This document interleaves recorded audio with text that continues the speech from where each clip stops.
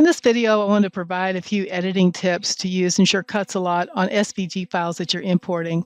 And this came up as a Juliet user had a particular file that she was having difficulties with, and it ended up being just a great file to show some useful things in LDS. And then I also wanted to make the same thing in SCAL6. So to bring in the SVG file, I go to Import, and this is it as a hair clip holder. And I bring it in, and it's very large. So I'm going to come over here to the position and size panel, and let's make it, I don't know, let's try 6 inches. That's still a bit big. Let's try, say, 4 inches.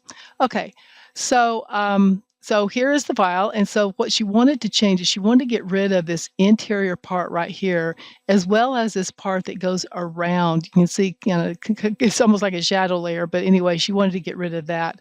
And so that was the part that kind of drove me to this. But also, she wanted more room up here at the top to put in the name of her store. So basically, I'm going to show you how to expand this, but then also not just distort it by resizing it, but actually show you how to provide more room up here. So the first step is to go to Object, Break Apart. This is, of course, with the object selected. Now, when you do that, you immediately panic. You go, wait a minute, wait, we've lost all the interior parts, but you haven't. You just need to come over here on the document panel and go to Show Outlines Only. And when you do that, then it hides the fill color so that now then you can see all your parts are still there. The second thing you need to do in shortcuts a lot is that after you do an object break apart, try and ungroup as well. And then that way you can now select all of these individual pieces. So the first one was to get rid of this particular cut, that she did not want that in her file. So I'm going to delete that. And then I'm going to come, as you can tell, as I'm coming over here and I'm, hovering my mouse, I'm selecting individual parts. So I'm going to very carefully come over here. I get that part, delete it, that part, delete it. And then I had noticed there were some like really little parts that are in here too. So the way I'm going to get rid of those is I don't want to click inside here because it's going to select them. But as long as I'm outside this image, I can just drag my mouse and know that I'm just grabbing whatever the mouse is encompassing. And so that's those little parts there that's not needed. So then I can delete those. Again, I'm going to start out here and do the bottom half and delete those. And then I know in fact, you can look at the preview right now and see what I was going to cut. And I can see one more little dot right up there. I'm like, okay, I don't want that one. So then I know I can get rid of that one right there. And that gets rid of, and then you can again verify the preview and make sure that everything you see there is exactly what you do and do not want to cut, okay? All right, so now then, I should have also mentioned this preview window. When you use this window, make sure you have show cut lines enabled, and then I usually turn off everything else because I don't want to be distracted, even though everything's going to be a different color if it shows up. Sometimes if you have show printable turned on and you've imported clip art, that can distract you from being able to see exactly what the cut lines are, especially if the printable has a lot of red along the outside. It'll be confusing what is a cut line and what's part of the image. So, never hesitate to just turn everything else off. This is just a show window. It doesn't change how anything cuts, okay? It's just a preview for you to use to help you make sure you're going to get what you want, okay? All right, so now then, once I do that, now then, she wanted more space here. Now, one of the things I could have done is, again, just come down here and marquee select those particular shapes and just move them downward. So that's one option. But let's say you needed more room up here than even that. Okay, so what can be done is just come back and select everything, and we're going to do the merge it.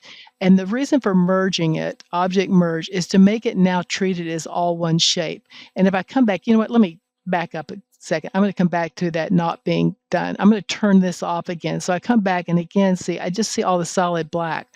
But when I go to object merge, then it basically now has these holes cut out. And the way you can verify they're holes and not white shapes, turn on the grid. And when you turn on the grid, I can see the grid inside these holes. And so I know that those are holes now and not just part of the shape. So now then, the nice thing about this is not only will I not inadvertently select one part and move it from another, I can turn on fill and see all of the cuts.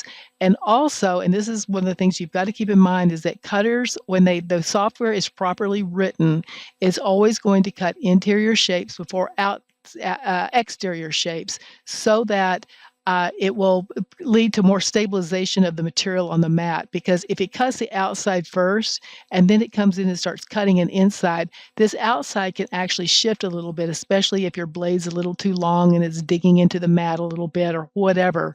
It just makes sense for it to do the interior shapes first, because this is all going to be well stabilized, and then cut the outside. All right, so now then the idea is, how do you then move and add more space? Well, it's really easy. With this selected, come up here to this third shape, the third tool. It's called the shape tool. Then with these nodes showing, you can just drag your mouse across those to select just the upper part, the part you want to move. You don't want to come down here because you don't want to move this part. You just want to move this upper part, and then use the arrow key on the keyboard and hold down the arrow key, and you can just move it up to add more space as needed. And then once you've done that, there you go. Now then you go back to your select mode, and now then go to preview. Oops, let's go. Turn on show cut lines. There we go. And now we can see all that extra space, and you can then add your text there or whatever you want. You can change the color. Again, I don't know why I leave things when I do videos in black, because I like lighter colors. Okay, that's more pleasing to me. And of course, you can always add a stroke color too to it. So let me add a stroke color. Oh, you make it say dark blue. There we go. And then I can come in and you can add that. And of course, you still need to assign things. What do you want to cut versus what you want to print or whatever, but that's a different video. Anyway, I hope this gives you a few tips on how to do editing in SCAL6. And as always, I'm open to questions, and just let me know if you have them.